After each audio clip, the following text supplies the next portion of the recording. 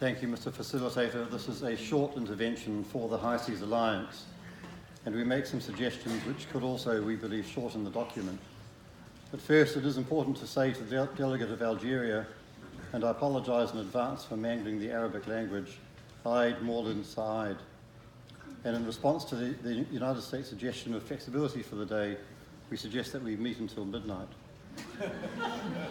Mr. Facilitator, we would agree with the European Union and Uruguay for the Latin American like-minded countries and almost all others that the instrument does not need to go into detail on the contents of the EIA report, and if necessary can be detailed later, and with China that the content could be streamlined.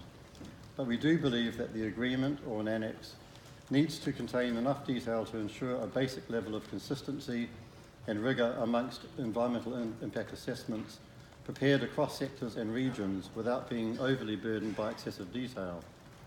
With that in mind, we have tried to suggest possible ways of incorporating important content through combining options and making structural suggestions. With almost all delegations, we support option 2, and we suggest that we could capture the most important elements of the 32 options and sub-options in a revised subparagraph which could read as follows.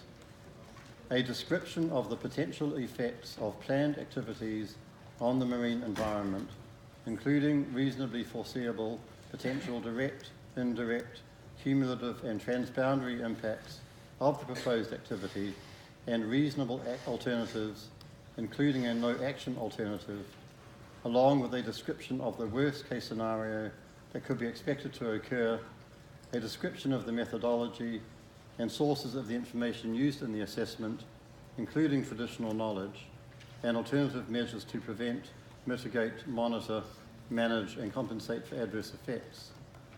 We will put this intervention on paper smart. Mr. Facilitator, these basic requirements are drawn from existing instruments and requirements and represent, in our view, the minimum standards for content that should be included in the agreement or an annex. Like the Solomon Islands for the PCIDs, we have suggested including traditional knowledge, and like India, we've suggested including transboundary and cumulative impacts. We think this would also satisfy Norway's suggestion of having enough detail as well as including a worst-case scenario.